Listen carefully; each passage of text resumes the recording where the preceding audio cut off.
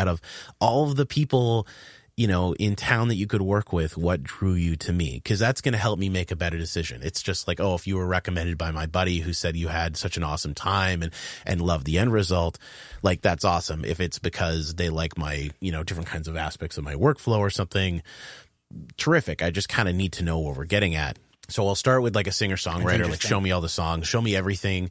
Give me even the stuff you hate. Okay, here's my 5 tracks. Cool. What are the 3 that didn't make the cut? And you're like, oh, I don't really want to show you those. No, show me those, because like 9 times out of 10, 8 times out of 10, they're ones that we should be looking at because they're like phenomenal tracks. Same will kind of go for a band and stuff. But yeah, it'll be a little bit of like pre-pro meeting like that. Like, hey, what's the idea for a record? Where do you want to go as an artist? Like, again, band to singer-songwriter doesn't really matter. But I need to know what the end result of this stuff's going to be. Because if it's like, yeah, I want to make this for sync, I'm like, oh, okay. Well, I care a little bit less about what's in your heart on this one, more about how we touch into everybody's hearts with this one. Even more so if we're trying to do it for a more commercial thing. But if it's the reason, like, hey, I'm doing these songs because I need to get them out of me, that's a different process, and you handle that differently than a band that's like, all right, we're going to make a push. We're going to be like a big project, or a singer-songwriter that's like, I really want to make stuff that's engaging and is popular. And, you know, that's kind of a different approach. But from there, once we know we've got some good songs, sometimes it's like, hey, I've got this demoed out and this is terrific, and but I need a band. I've got all my people on call. We can pretty much jump in wherever, because they're going to be able to take this and grow. If their budget is such that we're sitting in the room together, you know, we're just tracking stuff that they can play and I can play, and maybe bring in one other person. It still all has to grow organically. I'm really not a big fan of having to walk into something and they've got it and they're like, okay, but take it in a totally different direction. Okay. Why? What direction? Because I've got tons of inspiration. Like, we can take this, you know, singer-songwriter Ed Sheeran thing and add some boom bap, you know, drum and bass type stuff to it. You know, we can go hip hop or D&B and make it crazy. But what do you mean by like take it somewhere different, like emotionally or like tone wise?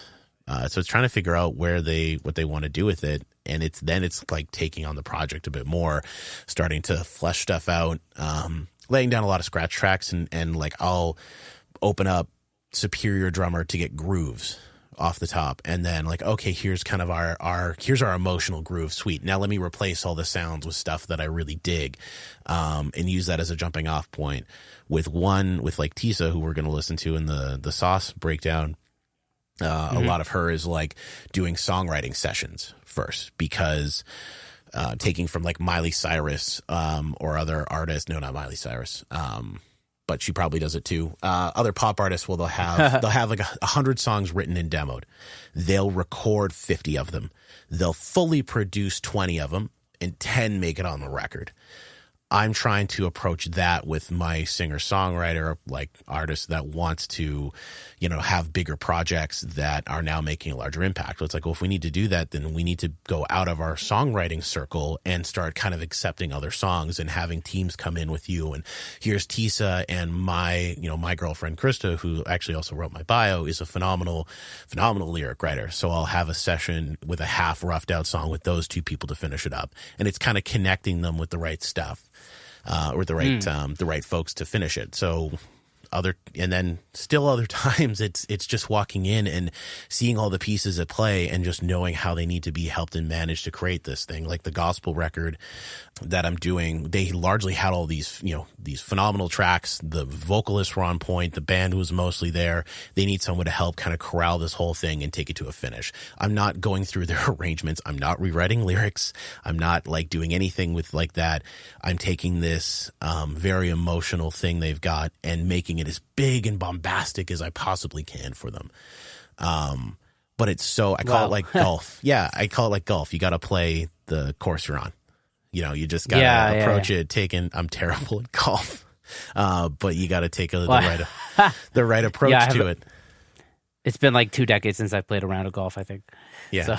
So. But you got to know what they need. And in this case, but you're like in the confidence as a producer, as you're growing, you need to know when to take a harder a harder turn on something. So with that gospel project, I didn't hear their bass player for a bunch of rehearsals and stuff. So like 2 days before the actual band, I found out he didn't know the parts. Like we were supposed to track everything live off the floor. The vocalists were on another day. We were going to track all the vocalists live. It was very much this live feel. And I had to fire the bass player like 2 days before and hire my pinch hitter. And it's like, you don't want to have to do that on projects. I don't want to fire somebody, but like I've been hired to get this record and this product done. I'm not doing an R&B gospel record where my bass player isn't on point. Bass with is the everything drummer. in that, eh? It's like suicide. Like, why would I make my job so hard? So I just like, okay, you're gonna buck up the extra whole bunch of money. So this bass player is gonna come in with 2 days notice and learn 7 songs in a day and a half. And his name's Derek DiFilippo. He's the same player on Tisa Rahim's project. Okay, cool. We're gonna have to get into that bass tone because that bass tone was epic. Oh man, yeah. No, thank you. I've gotten probably like 4 or 5 mix gigs just from the low end of that track. I kid you not. It didn't sound normal. Well, we'll get into it in the saw section because it didn't. Like I don't think I've ever been able to make. I'm a bass player, right? Oh, and, cool. Like I've never. I was like, I don't know how you make the bass sound that full and big and work with the kick drum so well. And like, I don't know, it was a little mind boggling. So I have to ask you about how you did that. But we'll listen to that song before we get into that question. For sure. I'll try and remember. Yeah, no, dude, that's sick. But also, like, what was that? What was that project like with Dominique? How do I pronounce his last name? Fricot. Dominic Frico. I always feel like I'm saying Frico. it wrong. Yeah. So that song was stunning. Like, what when he came into the studio, what was it like? What did it look like before? So Dom was one of the, we were talking about seeds earlier, is that I felt like I was going to work with him, but I wasn't quite ready yet. And it was just through being honest and showing how I approach working with, real emotional stuff with the song that led him to kind of that led me to be able to bring him in. I had done some vocals with his other project previously where he was part of a larger band, and they had a really good time, and that kind of just stuck from there. So he was looking for someone that was not going to bullshit him, that was not going to pander to him in any way. He wanted me to be honest, but I didn't have to be brutal or critical. I didn't have to trick him and play mindfuck. Like, he had gone through very much larger producers and done phenomenal records. He had been like the poster child at one point in kind of BC for a thing called the Peak Performance Project. So this is a guy that's been around the block a few times with this stuff. So when I knew that that he wanted to work with me and we wanted to do this stuff, that it had to be as heartfelt as possible. If I'm not doing the production chops of some of his larger producers, I'm going to make up for it with just phenomenal musicianship and like a bleeding soul type of thing. And that part of it was like, hey, if you want me to work with you and do this, we're going to sit, 10, 12 inches away from each other, pre-COVID. Yeah, pre-COVID. And just feel out the parts, right? And listen to it really, really critically. It sounds like a really simple thing, but I had to be super careful that I was kind of giving him the right vibe all the time. He responds well to it because of just how he is as an artist. He makes himself super vulnerable, which is why I think he's so good. But when you're like that and you're all, squishy, if you get kind of poked or scarred, then it's going to kind of close up. The spikes come out and you can't, you can't have that same stuff. Right. Yeah. So having him in was, kind of an exercise for myself of getting to the absolute heart of what someone's trying to create without trying to do too much extra production stuff. Like, we've got 3 or 4 more songs from those sessions that are going to be coming out sometime this year, in 2021. And, I don't know. Nice. It was kind of just it was something that had to be done so particular. And here's your songs. We don't need to overproduce anything. We don't need to go too crazy. Like, we did bring a cellist in. Yeah, we do have some larger choir vocals and stuff on some songs. But all of it had to be so tasteful. So we're always doing service to the song. And that was kind of our tagline for a lot of it, was service to the song. If we're not doing that, if we're not explaining why we've got this stuff, why we've got these words here and why we've got this kind of feeling, then we haven't really done our job properly. Yeah. And he played guitar on it. He came in with like the chords and all that stuff. Yeah, he had the songs largely written. There's parts I go into and I'll ask like, hey, why is this like this? Not like, is this lyric good enough? It's more of like, hey, can you explain this?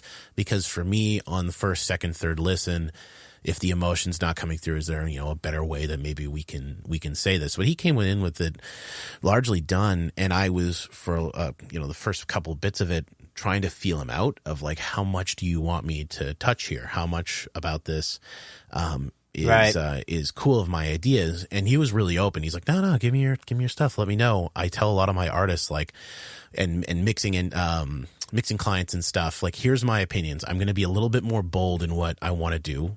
I'm going to make choices. If I'm mixing, I might make a small arrangement cut in terms of like where something's playing, mute an instrument or something, but you can always tell me to fuck off. Like, it's your stuff. So with Dom, it was like, this is my feeling. This is how I think this needs to go. But also I can totally just go away. You can just tell me to leave and I'll do that. Yeah. Yeah, how you approach that with honesty is, I think that's critical with like when you're communicating with artists, because you can get away with really improving songs a lot with your own ideas if you're honest about the way you do it, and you're also receptive to just know and feedback back from the artist. For sure. I mean, I've got an ego. I don't think you can do this job and say that you don't have one. I don't believe anyone that says that. There's a part of it that's always there, because that's fine. That's you as a creative. Like, why is that? Why would that be a big deal? That's just you. Be honest about it. But you just gotta know how to keep it in check. Like, it's not your time right now. This is this person's time. There's no need to talk about or do this thing. And you just have to really know how to approach that with each person you're working on. And that just comes from conversations beforehand. Meeting up with them and having a coffee and talking about stuff once or twice, and like listening to tracks and going through stuff, and rather than just kind of running into the studio and laying stuff down, if you want that approach. Yeah. It's a funny thing, the ego thing with, because you have to have ego, but you also have to have, humility. And then you always have imposter syndrome somehow, always, anyways. So it's just like a delicate balance. I'm being a music producer. So sorry to interrupt. Yeah, go ahead. No. That's it. That's my point. I'm so constantly scared of worried about doing the correct thing for what we're doing, rather than doing the emotional thing.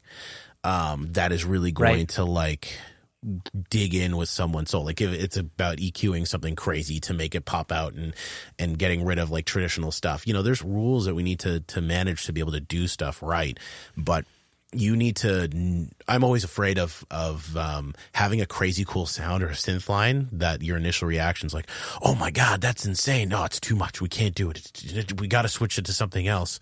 Where you'll hear those tracks, and the thing that grabs you is that ridiculous synth line off the top.